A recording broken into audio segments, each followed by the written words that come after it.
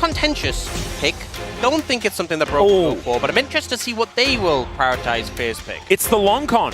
It's the long con, Ox. I figured it out. The reason why T1 were prioritizing it so hard is because they knew that Game 3 was going to happen, and they've now mind-controlled Bro into thinking that LeBlanc is the first pick that they need to go for. I don't think you can mind-control Bro. I think, you know... But maybe that's the angle. Maybe that's what they're trying to do. They're all wearing tinfoil hats, right?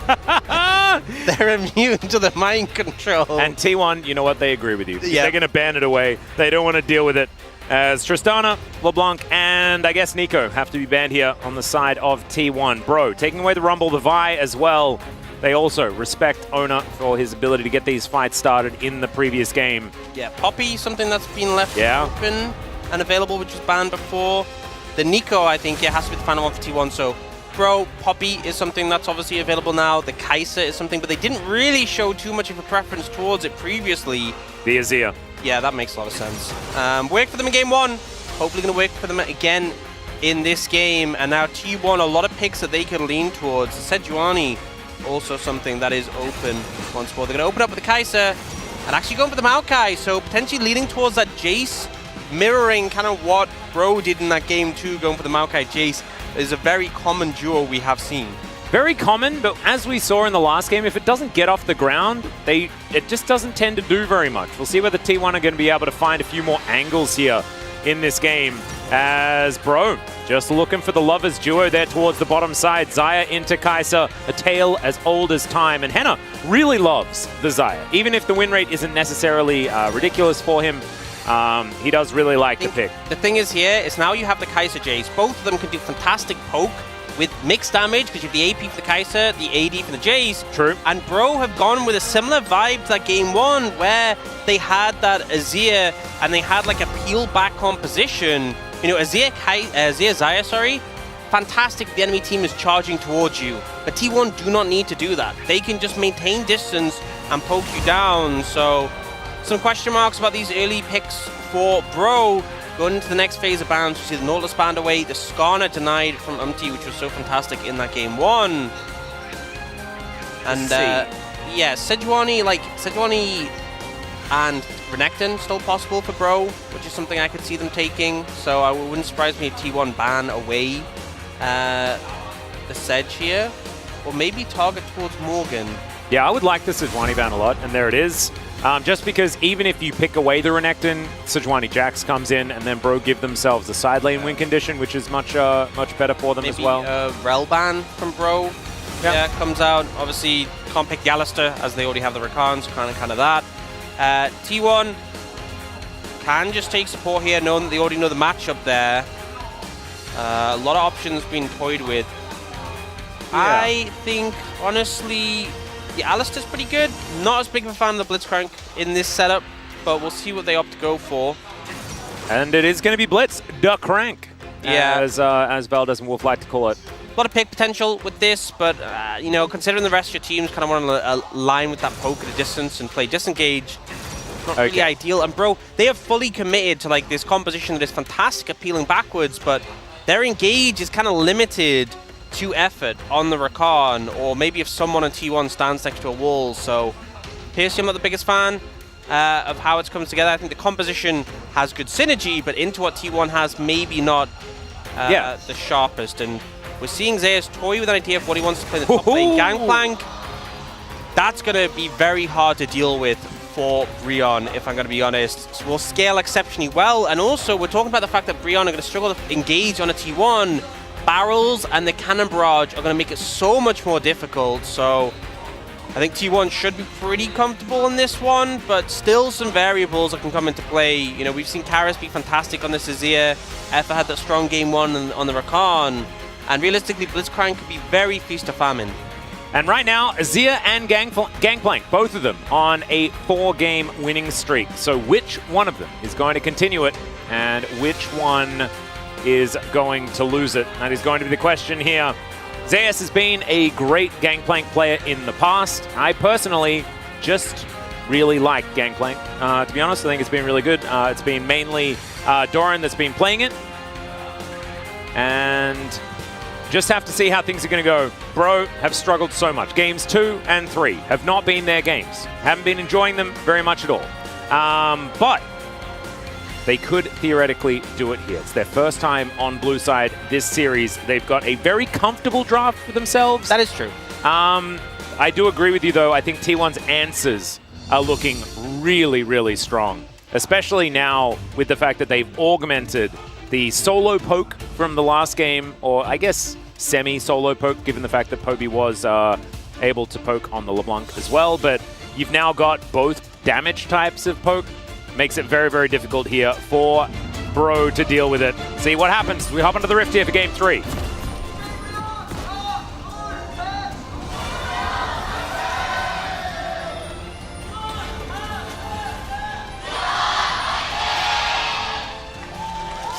All right, here we are, ladies and gentlemen, onto the Rift for the third game of the series. And yeah, like you say, big cheers coming on in here, as that's a heroic charge. That could be a dead pirate, as he's going to have to flash already, but there is a big old hammer, and that is first blood going to his direct opponent.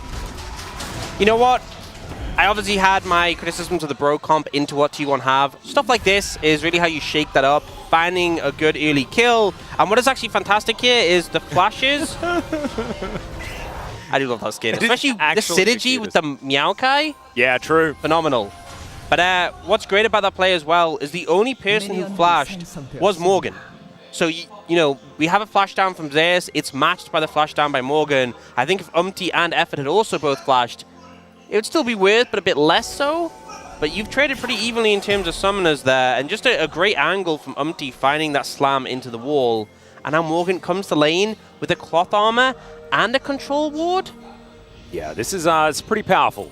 For Bro as just wastes no time. And this is another one of those things, right? They banned the Skarner and the Sejuani, two very understandable bans here that Bro have been using very well. But Umpty's Poppy has been amazing. Would you say it's been popping off? Yes, I would say that would be a relatively accurate way of describing his performance on the Poppy. And it also can really warp how a setup composition like this wants to go, right? Because if you're waiting for a go button, there is no better way to do that than say goodbye to two people or one person, and then go for your all-in. As the Shock Blast is going to go wide, that could have been... Wait, did that hit Umpty? That hit Umpty? I didn't see. That's really rude. No, he's just catching strays, walking by, and he gets slapped in the head. Oh, wait. I assume is he immediately going to, like, claim revenge? Oh, we'll just have to see. Is Poby moving to the wrong side? There's a heroic charge. Finds the devastating blow as well. Flash comes out. No buckler available. So Umpty's not going to be able to plonk that one into his noggin and will be able to get the flash. You should be careful about where you're aiming your Shock Blast. Because True. Umpty was not happy about potentially... I don't know if it hit him, but it was close enough that it could have. And I think that's really the problem here. Absolutely. I believe that was earliest first blood of the season. Would make sense because we had barely got out of the loading screen. Yep. So 39 seconds. There we go. Breaking records here in this game as well. That it's the whole situation isn't really going to change too much outside of the fact that Morgan does come to lane with that bit of extra money. Zeus was never really going to have the greatest of times. As does get a trial by Fire Proc onto Morgan, who is just going to try and demolish his turret as best he can. And you know, I think obviously a good start with the gank on a Poby, but when I see a Poppy in the game, I'm always thinking about what can be done in the side lanes. And I think both can be quite vulnerable. Like, Blitzcrank isn't the best at countering dives compared to like an Alistar or something. If you make a play bot lane, slam Guma or Keria into the wall, it can be devastating. Yeah. And now you've got Umpty moving back towards this mid lane once again. Good Shock Blast going to connect onto Karis. That should deter the Azir from doing too much more. But yeah, with the fact that T1 are very preoccupied dealing with these minions being shoved into their turret over and over again on the bottom side, they are gaining access to this river might allow Bro to put together a few of these Drakes, and it's an Infernal to start us off. Which would be a bit of a change of pace, considering T1 have been first on those Dragons in both the first two games. And the thing is, this would be a very different game if the early game goes in favor of Breon, because so far this series, we had game 1, where there was a 7,000 gold lead. Yeah. And then game 2, where there was a 7,000 gold lead. As Poby is just aggressively running towards Karis. Shifting Sand's not going to really do anything at all, as Karis was a bit slow on that one. And so Poby winning out on this trade in a big way. But I will say, Karis has maintained his TP, so as long as he doesn't die, not actually that big of a deal for him to get chunked out, because he can eventually push the wave in, teleport, and any help that Poby's trading, he's not really going to be able to sustain back up unless he goes for a teleport, well, unless he recalls and just walks it back. Yeah, and he doesn't have any charges left of this Corrupting Potion as well, so... yeah, I think Karis pretty happy with how the trades went. Trading down when you know you're going to be able to reset is good. And Poby will push this in, and I think with the amount of mana he's used, he will obviously have to look for a recall. Yeah, and should be no minions, at least as far as experience is concerned, going to be taken away. So Lost Chapter done here for Karis. Great first back, and that is absolutely fine. Oner moving up towards his top side in his pajamas. Wanting to help out Zeus, as Umpty kind of shadowing here as well. Just a little cat in the brush. And that is what Oner is going to be able to provide. Going to now collect his Krug camp. As Poppy also just a little subdued, has some camps up, and so is going to be able to grab that experience and gold when he can. Yeah, I feel like I would like to see maybe a play towards the bot side for the Poppy, especially pre-6, because I think 6 is when the Maokai gets a lot of power with the ultimate. Yeah, true. And of course, the Poppy ultimate does have power, but it's kind of... I feel like a lot of it is when you're setting up for objectives and you knock the enemy jungler away, whereas less so in like raw combat power. Yeah, unless you're, you know, finding that chase down, you can use the ultimate to get the extra little knocker. Snap on, yeah. Things like that. I'd say less ganking power is probably the way I'd phrase it, rather than less, because it is a super powerful ultimate. Oner is looking to come up towards the super powerful Cassante. Morgan dashing forward at perhaps the wrong time. Cannon Barrage coming down here. Let's see what Morgan's going to be able to do as the all-out does come through, but it's not exactly the greatest of ones. Still has to flash, but that might be enough to get himself out, and it is going to be so. Umpty going to take this opportunity to head towards the first Infernal. And Flash only just coming back off cooldown immediately. Morgan's going to have to use it. It still keeps himself alive. You can see the intent, though, from Morgan there. He wanted to flip Zeus into the wall and then fly through with him and just beat him up. But unfortunately, wasn't quite able to get him close enough. Zeus not stepping too far forward to allow that to happen. And Flash will get in, but Rion will be able to pick up that dragon. Second will be an Ocean, which means we could have Triple Cloud. It's a possibility. I mean, it should be. It was in the cards this morning. I looked out my window and it was sunny and nice. Everything was going great.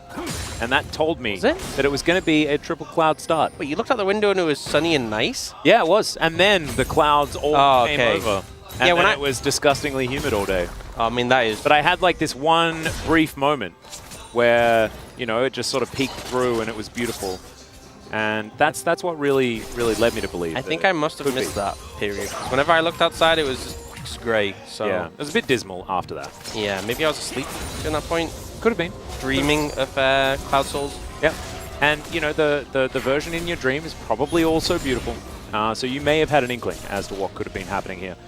What we do know for sure is that you are concentrating and that it's not going to be Chemtech Soul. I'm doing my best. Yep. You know, it's hard, especially with like a 3-game series. It's hard to concentrate all the way through. No, I understand.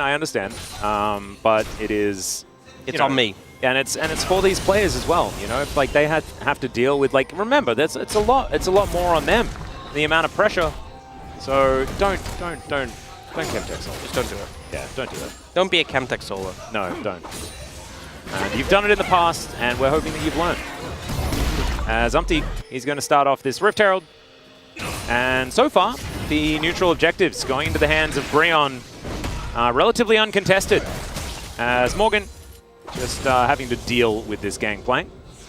It looks like he's about to go on a holiday. Hitting things with a spatula, shooting things with a water pistol.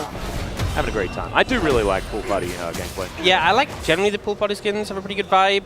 Yep. Also, Rumble in the Jungle. I think there was some Rumble in the Jungle slander the other day on broadcast. Very upsetting. Yeah, I think I was backstage getting upset about that as well. I just think like dropping a row of pineapples, it's like can never be bad. How can that ever be not an amazing thing? Yeah.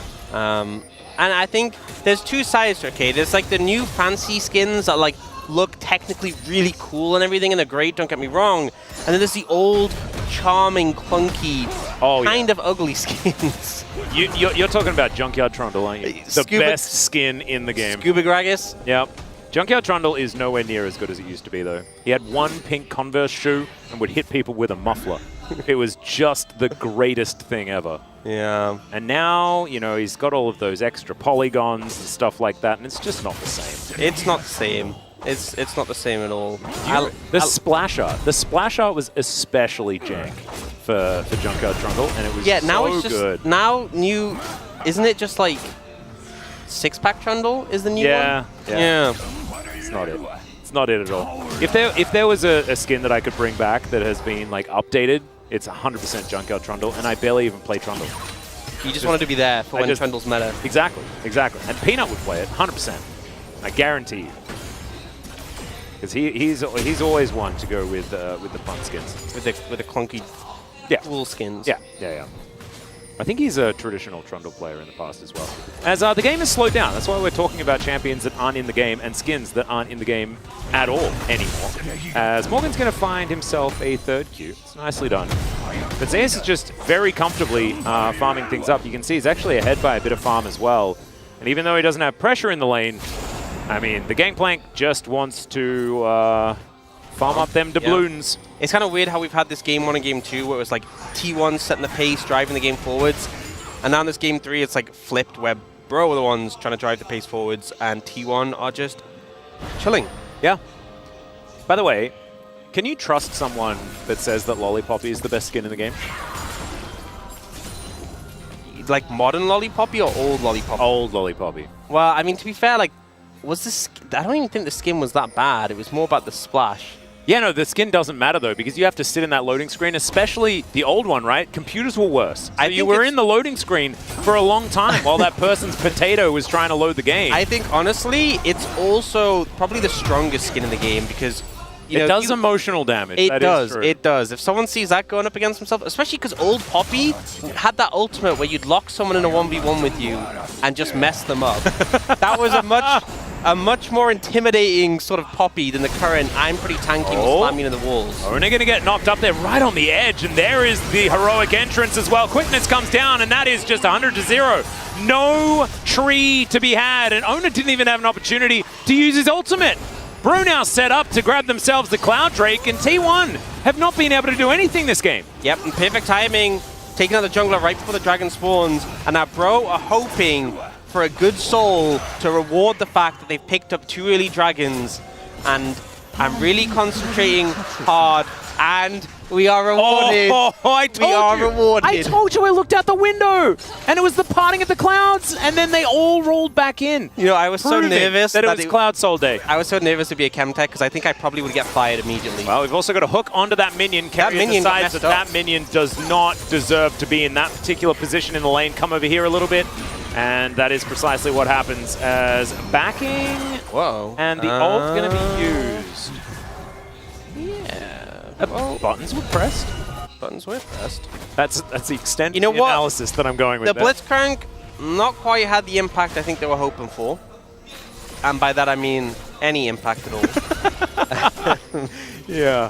I liked how we got the Jonah Strong zoom in. They're like, I'm ready for action. It's going to be the best observing you've ever seen. And then the minion. I feel like that really adds to it because you know, you sit up in your chair, you're like, oh, I'm ready, and then it hits a minion, you're like, oh, I see. Okay, Cannon Barrage going to come through here as Morgan. He's going to go all out, and Zeus, not a lot of distance for him to go. Morgan's just going to slice him up. The Topos to the back of the skull, and that is a dead pirate. And now, more plates could go over. They're going to be falling down in 25 seconds' time. Yeah. Dante might be able to get another one here. As speaking of which, Gumayusi does have some spare time with this outer, so we'll be able to get one for himself. But look at this. We have 2-0 Lord Morgan with plates, with a potential Cloud Soul coming up. Could it get better for Bro? I don't think it could. And honestly, like, Cloud Soul isn't biased, right? Like, Cloud Soul is just great for everyone. T1, if they can stack 4 of them, it's a bit better for them because they have 4 of them. They don't have to deal with those other silly drakes like Infernal and Ocean. As Oner, just never was able to do anything. Yeah, I love the patience and effort, waiting for the ult. They get the stun against the wall, and then it's just done here and here as well. Really well played by Morgan. Gets up on top of the GP. make sure he lands the Q by trapping him against the wall. Not much space to dodge. And then at this point, he's just dead. And denies the barrel as well at the beginning of that fight. And the beginning of it is where things can get dangerous, right? You get the resets as well. As we've got Poby taking a fair bit of damage. Does find a long range. That is a tanky Poppy. Yeah, that is. And I don't know whether Keria being over here could have been a detriment, because that would have been a gap close for Umpty. And this is the problem, right? Because Umpty is so incredibly aggressive on this Poppy. He feels immortal when he plays Poppy, because a lot of the time when you're playing Poppy, you kind of are. Yeah. She's really, really tanky. Poppy is best when she can run around super fast, super tanky, and just slam people on the walls at a whim. That is when she feels oppressive. And right now, T1 investing heavily in this top side to get this Herald. They've already lost out on first turret. But trying to deny this one and maybe look for that T1 mid. There's already objective bounties in the game. Look at the gold lead. T1 only just denied the perfect game from Bro at 15 minutes. They were on perfect game pace until that Herald went down. Yeah. And you know what? When it ticks past 20 minutes, we could even forget that that Herald was taken and just say that it was a perfect game, because it's going to say 0-0-0 at the top. There's a lot of discussion about this, because perfect game was a thing before Herald was a thing, you know? Yeah, it was. But then we redefined perfect game after Herald and turret plates were introduced, because you can have a perfectest game. If you take all of the enemy's turret plates, you don't lose any yourself, and you also don't sacrifice any Rift Heralds or Drakes. Those are some heavy standards these days. Hey, we actually, so in the debut of the Rift Herald, I think it was 2019, T1 played in Kesper Cup and actually got the perfectest game. Wow. They took every plate, they didn't lose a plate themselves, and then just... They set the standard. They did. And then I can't remember another one that we had. Oh, and we have Locket from Umpty? I mean, there's lots of potentials.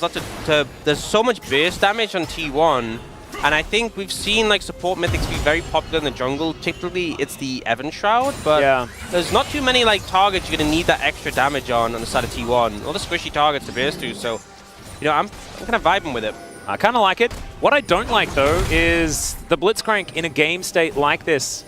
It's gonna be really, really hard now for Keria to find anything. Yeah, no. Oh, I thought that was a second Maokai. You know, it's the cats. Yeah, no, it's a meow crank.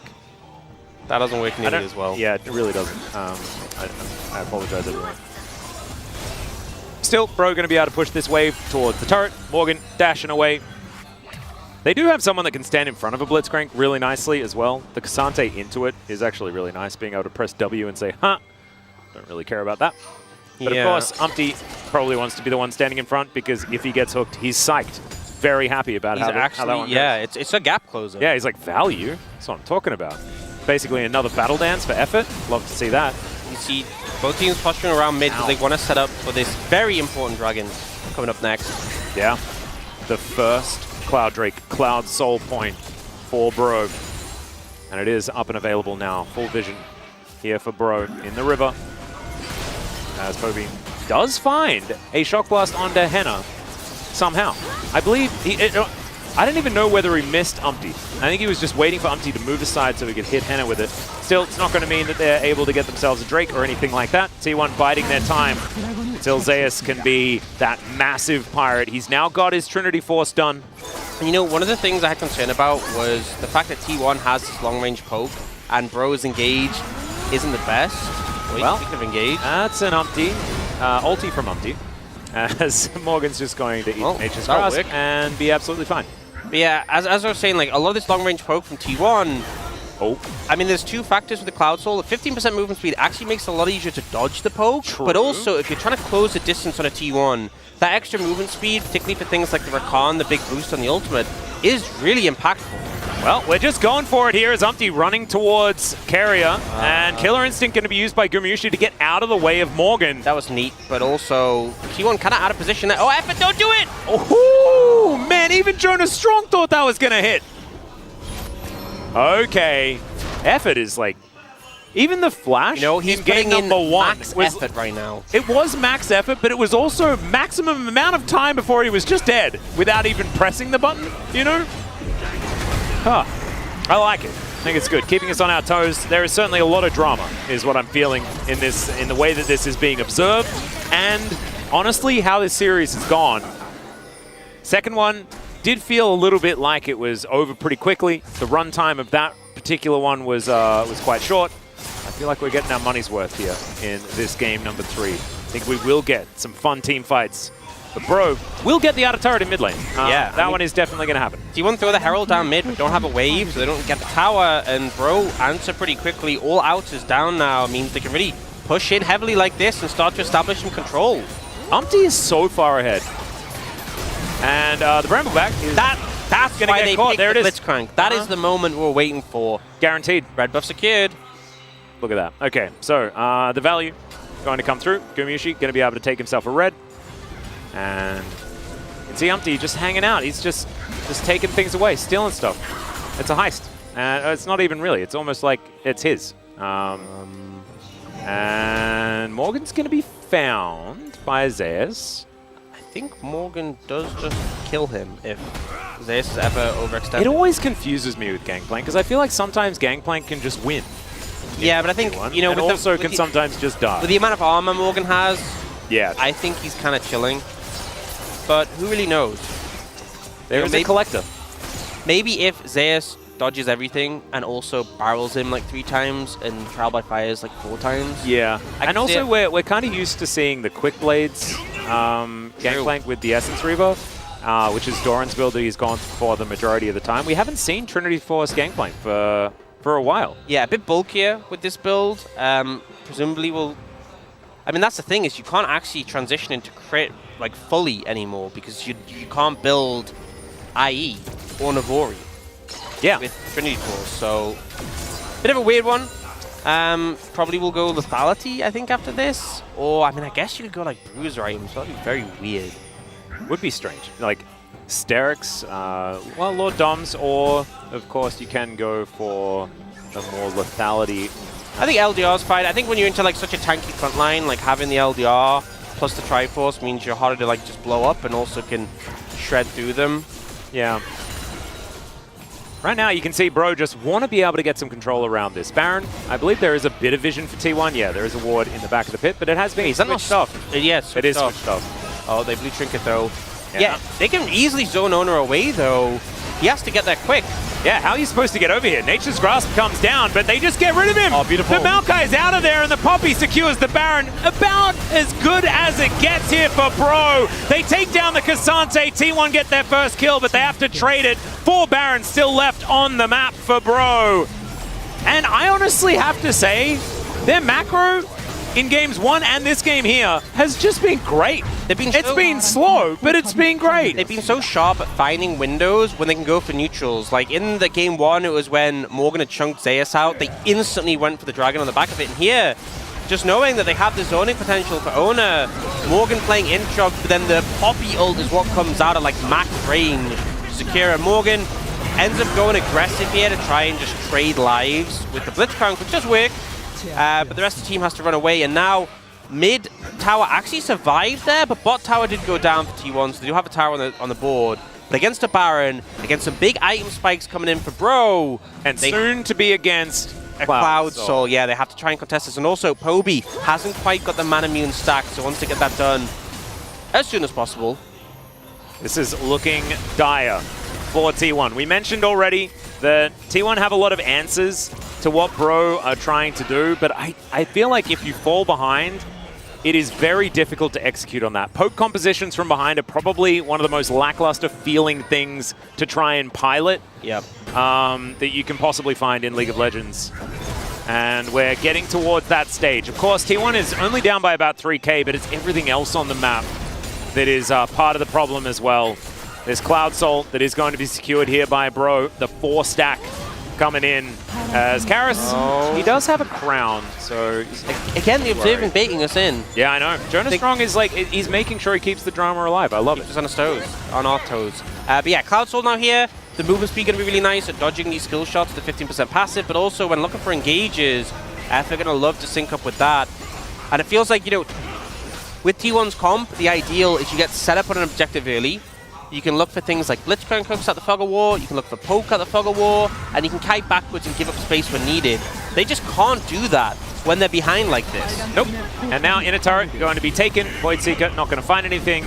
And they were setting up, trying to go for some sort of engage. Cannon Barrage was available, right? So T1 do offer a little bit more from the top side, even if Morgan and Zeus are there doing battle. But Bro are looking formidable at this point in time. I think Keria is just hoping for a God Hook. Without that, I don't know. Well, he goes for it onto Karis as the Nature's Grasp does come through, but it's another ulti, this time onto Gumayusi. And Killer Instinct not going to get him into this one, nor does he want to use it from that far away. So R button for R button from these junglers, and it's another inner turret going down. Bro, look at this. And now they're parking themselves towards the top lane. Morgan getting to work on that one prior to it, but the barrel doing some work, and that's going to deal with the minion wave. So at least T1 buy themselves a few moments here in this game. But being able to wander through the enemy jungle is also just... Oh man, it's hard now for T1. It feels like they're just watching Bro take everything. Yeah. And they are fishing for windows, don't get me wrong, but they're just not opening. And realistically, when you go fishing, you normally go for fish, not windows. Whoa. That's true, that's deep. Yeah. I've sometimes gone fishing, and then when I get a window, I get very confused. It would be confusing. Sometimes you get a boot, like when you're playing video games. Yeah. You get like a boot or something. Yeah. The Animal Crossing thing. I was actually trying to work out whether I'd ever fished up a window in that game, but it's been a long time since I've played Animal Crossing, to be honest. Anyway, let's see. Maybe there are windows in the ocean they could collect. It's probably some, right? Yeah, I think there probably are, sadly. It's just one of those things. Henna now farm things up in this mid lane, does have a Vampiric Scepter, so some of this poke can be mitigated if he does have a wave there. As T1 just backing away, playing into Bro's setup 1-3-1 that they have now on their hands. Karis in the top lane and Morgan there towards the bottom side. Of course, you don't push all that fast as the Cassante, but he has a Sunfire Cape, so he's got all the damage in the world now. Exactly. So it's like perfect items for a Cassante. Yep. So much damage, so much tankiness. You're kind of immortal, but also you one-shot everyone. Yep, and the CC. It's a good vibe. Oh, it's super good. Showmaker is very upset about the fact that Morgan has got to this state in this game. And, like, outer turret in mid, still up. 6,000 gold is the approaching lead here for Bro. But their Baron has worn off, and they didn't get a whole lot, as, alright, there's the ulti. It's going to be charged by Umpty, but he decides he just wants to charge it. This is one of the broken things about Poppy. When she first came in the meta, it's because they actually changed her ult. So when you spin it up and then cancel it, it used to be a 30-second cooldown. It's now 15. It's like, you can just do that whenever you want. And look, it's back up in like 2 seconds. In fact, not using it is probably more valuable. Yeah. You hold it for zoning, and then if they don't respect it, then you use it and you get all the value. And then if they do, then you just get yourself the objective. Just do on repeat. Very nicely done here from Umpty, and we've already praised Umpty for his ability to play the Poppy. He's currently almost 2,000 gold just by himself in the lead over Oner, 40 CS up as well. There are 3 items on the gangplank. LDR was completed. We do have the Ginsus as well, done for Gumayusi. We're starting to hit some of these spikes, but I just don't know whether it's going to be enough because the scaling aspect for Bro is also just kind of absurd. Yeah, they're completely fine. And, we're looking towards the Baron coming up in a few seconds. Bro will look to secure that and transition to the Elder. I think T1 know if they give either, it's going to be very hard. If they give the Baron, it's hard to leave the base to contest the Elder. They're trying to make their presence known now and push up, but Bro are giving them no space. Nope. Just trying to make sure that they have to be as far back as possible, as Grand Exit going to come through there as Morgan able to get himself out of the way. No hooks that they need to worry about. And Keria looking for these angles, trying to make this Blitzcrank relevant, but the longer this game goes, the more he's just one hook. If it doesn't land, then it's 4v5. Yeah. That is kind of how it goes. And into the backline goes Effort, or he attempts to. There it is, the flash forward, the grand entrance, the quickness onto everyone. But it is a great mitigating ult from Oner. Gumayusi gets towards the backline. Henna is just ripped to shreds, but they trade it for the 80 carry on the other side. And there is still one left on Bro, and his name is Karis. The bird will swoop in, grabs himself a couple of kills, and that should spell the Baron for Bro. Honestly, felt like maybe it was a bit overforced for a second. Henna going very aggressive on the Kai'Sa there, but in the end, they managed to clean up. Karis coming up clutch and shutting out Gumayusi, and now they get the Baron. They should be able to reset and head straight towards the Elder. And importantly, Guma spawns about 7 seconds before Elder does. They're going to have to rush straight there, and it's going to be a very late contest. And when you're a comp that wants to set up with Pogue, you won't be able to do much. You can see the Cloud Soul value here, just able to CC everyone on the team, but then Henna, ambition. That was a very Henna play. And it's like, I can do it too. Yeah. Thankfully, Karis was there as the secondary carry, and Bro have a bit of a buffer when it comes to gold as well. As T1, they do make it towards this Elder. Though.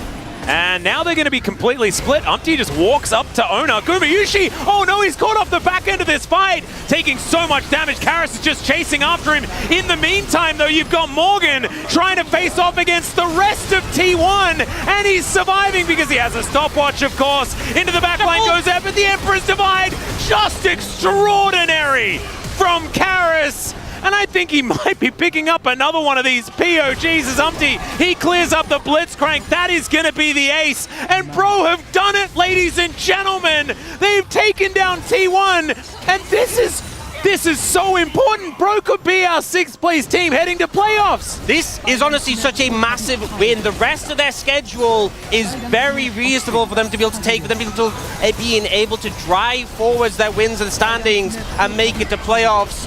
A massive victory against T1 and a very decisive game.